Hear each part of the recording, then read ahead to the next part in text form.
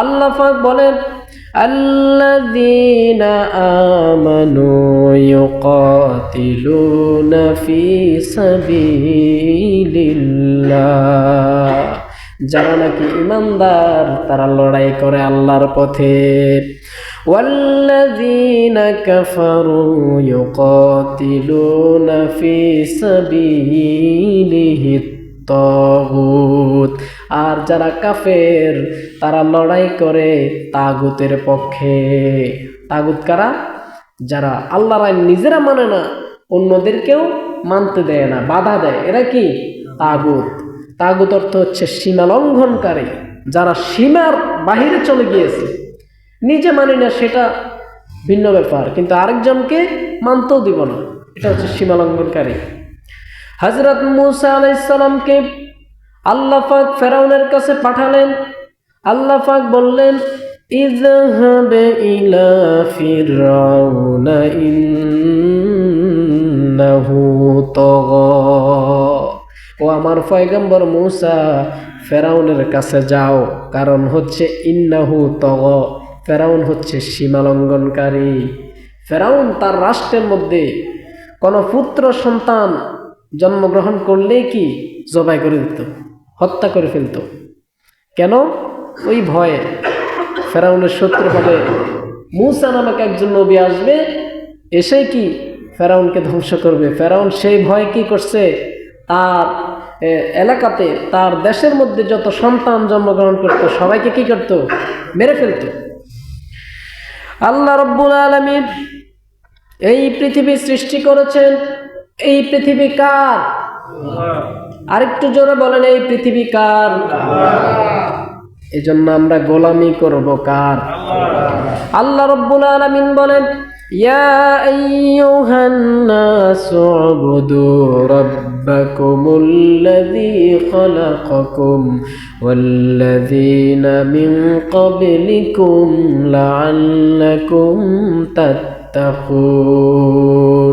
আল্লাহ পাক বলেন ইয়া আইয়ুহান নাস, হে মানুষ সকল, উবুদু রাব্বাকুম, তোমাদের রবের গোলামি করো, তোমাদের রবের ইবাদত করো।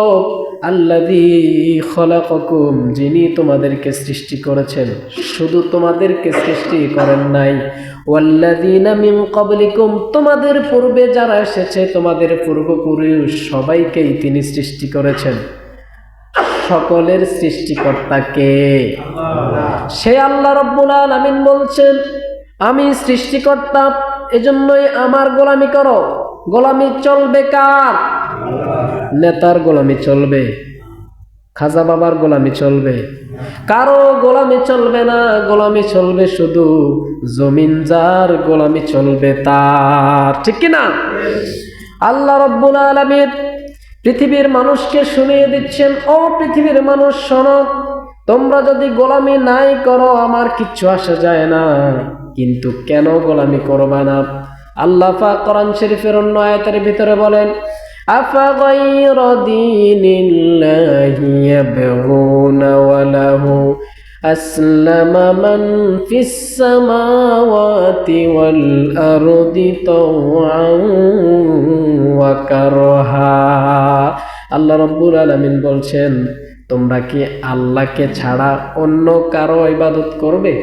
আল্লাহকে ছাড়া অন্য কারো ইবাদত করবে?